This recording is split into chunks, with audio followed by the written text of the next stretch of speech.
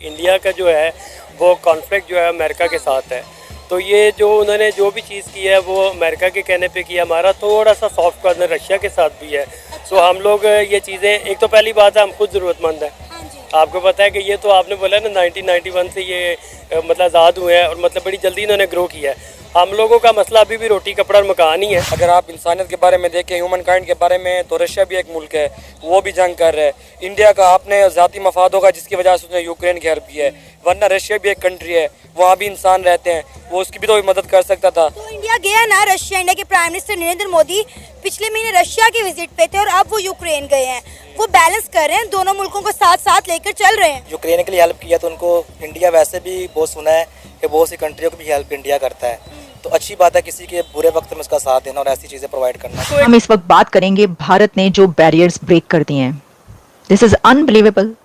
Salute to India और India की humanity के लिए वो सोच कि जिसकी वजह से भारत को फार्मेसी ऑफ द वर्ल्ड कहा जाता है। कि वॉर जो है अब वो वॉर की दुनिया नहीं है। अब हमें पीछे चाहिए, हमें डेवलपमेंट की तरफ जो है ना मूव करना है। ठीक है जी, अब वो जो वॉर होनी है उसमें तो हम बहुत पीछे हैं, सॉरी टू से, और इंडिया हमें मार दे चुका है। अब वॉर होनी है, साइबर वॉर है, तो हम साइबर वॉर में कहाँ हैं? हमारी तो अपने लाहौर बोर्ड की वेबसाइट है वो किसी ने हैक कर ली है।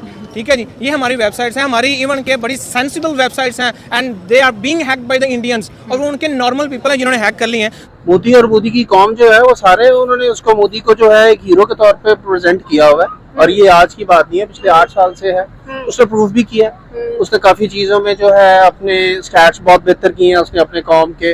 वो चंद्रयान पे बैठ के जो है वो अपना चांद का सफर भी कर रहे हैं। दुनिया में किसी माई के लाल में ये हिम्मत है कि जिस मुल्क में जंग चल रही हो, मुल्क तबाह हो रहा हो, और उस मुल्क में किसी मुल्क का वज़ीर-ए-आज़म जैसे prime minister Narendra Modi Ukraine में गए हैं। देखिए अमेरिका सुपर पावर बनता है दुनिया के बीच में, ये यूक्रेन की बड़ी साइड लेता है, अपने डॉलर भी खर्च करता है। क्या अमेरिका के सदर की हिम्मत है यूक्रेन में आने की? अरे यार ये छोड़ो, मैं पाकिस्तान के वज़ीर-ए-आज़म की बात करता हूँ। फलस्तीन में कितनी बड़ी जंग चल रही है, पाकिस्तान के वज़ीर-ए-आज़म फलस्तीन जा सकते हैं? मुसलमान कंट्री है भाईजान, वो सऊदी अरेबिया का बादशाह जो है वो क्या फलस्तीन जा सकता है? ऐसी सिचुएशन में पूरे पंजाब, पूरे पाकिस्तान की सरकारी इमारत के ऊपर 5 करोड़ से ज्यादा लागत आई है। अब उन जो बिल्डिंगें हैं सरकारी, उन्होंने ये तो नहीं कहा हिंदुस्तान मुर्दाबाद, मैंने कहा है पाकिस्तान जिंदाबाद। पावरफुल मुल्क है ना, हम इसको रियलिटी नहीं मानते। हम कहते हैं जी हम ये कर देंगे वो कर देंगे। तो एक बड़ी मजे की बात है कि मैंने जब से होश संभाला हमने ये देखा कि हमारे फौजी की टांग जो है ना बहुत ऊपर जाती है, हम झंडा बहुत जल्दी फोल्ड कर लेते हैं। हमारी ये स्पेशलिटीज हैं और इसी चीज में हम इंडिया से आगे हैं और इसी पर हमें फख्र है। सलूट है जनाब, ये जो जिनकी ये सोच है। जहाँ जो भी जाता है अपने मफादात के लिए जाता है। अगर आप रशिया के देखें, रशिया की इकोनॉमी, रशिया जो है हमें सस्ता पेट्रोल देता है, हर चीज़ गैस सस्ती देता है, वो क्यों गए हैं वहाँ? हम भी वहाँ जा सकते हैं ना, हम नहीं लेते। क्योंकि हम क्यों नहीं लेते? क्योंकि हमारे ऊपर पाबंदियाँ हैं, IMF की सबकी पाबंदी है। इंडिया इसलिए जाता है क्योंकि वहाँ से उनको सस्ता पेट्रोल हर चीज़ सस्ती मिलती है, इसलिए वो अपने ज़ाती मफाद के लिए जाते हैं वहाँ। तो अब यूक्रेन से इंडिया को क्या मफाद है? दोस्तों इस वीडियो में देखिए कि जब भारत यूक्रेन गया, यानी मोदी जब यूक्रेन गए और वहां पर जाकर के वहां पर जो लड़ाई हो रही है उसको रुकवाने का काम करने रहे थे। वहां पर जाने के बाद मोदी जी ने ये कोई एग्रीमेंट किया और वहां पर हॉस्पिटल जैसे इक्विपमेंट भी वहां पर दिए कि वहां पे लोगों को जो भी चोट पहुंची है, सॉरी गाइस उसकी आ रहा है, वहाँ के लोगों को जो भी चोट पहुंची है उसको ठीक करने के लिए वहाँ पे कमेंट दिए। तब पाकिस्तानियों का इस पर रिएक्शन देखते हैं कि पाकिस्तानी वहाँ इस पर क्या कहती है। उससे पहले आपसे एक छोटी सी रिक्वेस्ट है कि वीडियो को लाइक और चैनल को सब्सक्राइब जरूर करिएगा, क्योंकि दोस्तों आप ये दो काम करते तो हमें चैनल कंटिन्यू करें, बहुत ज़्यादा मोटिवेशन मिलता है। चलिए वीडियो को शुरू कर लेते हैं। नरेंद्र मोदी ने यूक्रेन को सिर्फ 12 मिनट में तैयार होने वाला जदीद अस्पताल का तोहफा दिया है, जो अपने आप में इस वक्त यूक्रेन के लिए एक बहुत बड़ी नेमत है। जैसा कि आप सब जानते हैं कि यूक्रेन और रशिया के दरमियान पिछले कुछ सालों से जंग का समा बंधा हुआ है। ऐसे हालात और वाकयात में इंडिया के प्राइम मिनिस्टर नरेंद्र मोदी ने यूक्रेन को जो तोहफा दिया है वो किसी नेमत से कम नहीं है। इसी मुद्दे पर बात करने के लिए हमारे साथ एक नौजवान भी मौजूद है। क्या नाम है आपका? जी मेरा नाम शाहजहान है। शाहजहान, क्या कहेंगे? इंडिया के prime minister Narendra Modi Ukraine के विजिट पर हैं और वहां वो यूक्रेन के लिए जदीद अस्पताल का तोहफा लेकर गए हैं और ट्रक के ट्रक भर के गए हैं।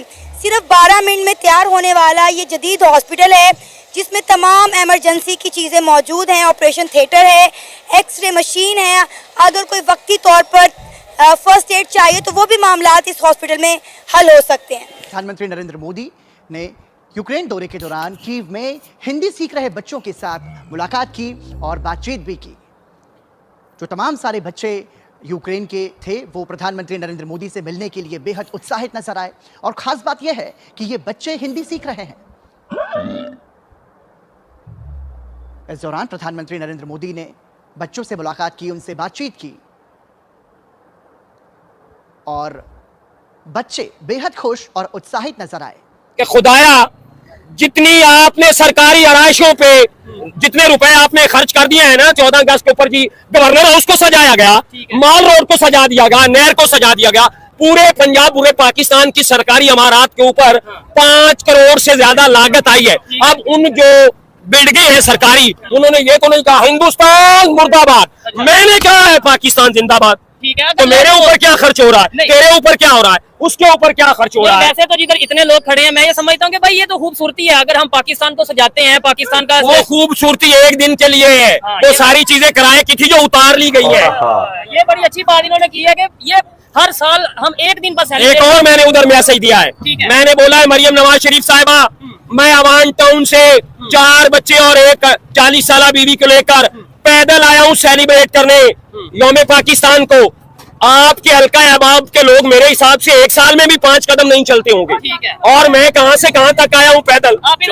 ये पाकिस्तान की मैं बताता हूँ, ये पाकिस्तान की दुखी अवाम है, बिलों से तंग है, महंगाई से परेशान है ये लोग, ये अपने सरों को पीट रहे हैं कि हम लोग कर क्या लिए, हमने क्या हो गया। लेकिन सर हमारे कसूर ये है कि हमारी गवर्नमेंट जो है वो IMF से कर्जा लेती है, उसकी किस्तें हम लोग उतारते हैं टैक्स दे के, क्योंकि टैक्स तो हम लोगों ने देने हैं। और दूसरी बात है कि पूरी दुनिया में जो मुल्क की अवाम टैक्स देती है ना, उस टैक्स का रिटर्न होता है। रिटर्न किस शक्ल में होता है? सड़कों की शक्ल में, आपके बच्चों को अच्छी तालीम दी जाए, सस्ती तालीम दी जाए या फ्री तालीम दी जाए, अच्छे हॉस्पिटल दिए जाए। तो पाकिस्तान में ऐसा कुछ नहीं है। भाई की तड़प बिल्कुल ठीक है कि करोड़ों रुपया लगा दिया आपने बिल्डिंगें सजाने में, आम आदमी के लिए क्या सोचा? नो डाउट कि पाकिस्तान का जश्न मनाना चाहिए, 14 अगस्त बड़े तरीके से बहुत अच्छा मनाना चाहिए, लेकिन गरीब मुल्क के हिसाब से भी ये भी देखना चाहिए कि हम गरीब मुल्क है, हम लोग कर्जों में फंसे हुए। तो यहाँ पर आप लोगों ने वीडियो देखा किस तरीके से यहाँ पर पाकिस्तानियों का रिएक्शन आता है कि पाकिस्तानी भी कहते हैं कि यहाँ पर मोदी जी से हमारा कोई कंपेयर ही नहीं कर सकता, यानी हमारा उनसे कोई कंपेयर ही नहीं है। यहाँ पर हम वो कहाँ पर और हम कहाँ पर, वो चांद पर पहुँच चुके हैं और हम अभी रोटी कपड़ा मकान के लिए ही लड़ाई कर रहे हैं। पिछले साल आप लोगों ने देखा था कि पाकिस्तान में किस तरीके से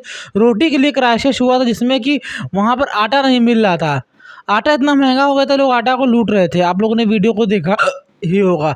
और दोस्तों आज की वीडियो में देख रहे हैं कि प्रधानमंत्री मोदी जी जो हैं सभी की सेवा में लगे रहते हैं। भारत का ये कर्तव्य है कि जहाँ पर लड़ाई होती है वहाँ लड़ाई सुलझाने का काम करते हैं, चाहे वो हमारे प्रधानमंत्री मोदी जी क्यों ना हो। वो गए, देखिए रशिया में भी गए, वहाँ पर भी जाकर बातचीत की। अब जो भी एग्रीमेंट हुआ हो लोगों के बीच में, अब देखिए यूक्रेन में गए, वहाँ पर जाकर बातचीत की और वहाँ पर लोगों को सहायता भी दिए कि आप इस चीज़ से अपना मेडिकल पहले ठीक करिए, उसके बाद आगे का कार्रवाई किया जाएगा जो भी होता है। आखिर दोस्तों आप देख सकते हैं कि भारत किस तरीके से दोनों लोगों के बीच में जो लड़ाइयाँ चल रही उसको कम करने का काम कर रहा है। यहाँ पर पाकिस्तानी आवाम तो समझ गई है, पाकिस्तानी जनता तो समझ गई है कि भारत किस तरीके का देश है और किस तरीके के लोग वहाँ रहते हैं और वहाँ पे किस तरीके से काम किया जाता है। पर पाकिस्तानी आला अधिकारी जो वहाँ पर बैठे हैं आवाम के ऊपर, उसको पाकिस्तान को चला रहे हैं, उन लोगों को अभी भी ये बात बिल्कुल भी नहीं समझ में आई है। तो दोस्तों उन लोगों को अभी समझ में भी नहीं आएगी, क्योंकि उन लोग हैं जाहिल। जी हाँ दोस्तों, वो हैं जाहिल, उनको बात समझ में आने वाली है नहीं। वो सिर्फ सियासत के लिए पाकिस्तान और भारत को लेकर लड़ाई लगवाते रहेंगे। तो दोस्तों ये वीडियो देखकर आपको कैसा लगा हमें कमेंट बॉक्स में बताइएगा। वीडियो को शेयर, वीडियो को लाइक और चैनल को सब्सक्राइब करना बिल्कुल ही मत भूलिएगा। मिलते हैं किसी और दिन किसी और वीडियो में, तब तक के लिए जय हिंद, जय भारत माता की।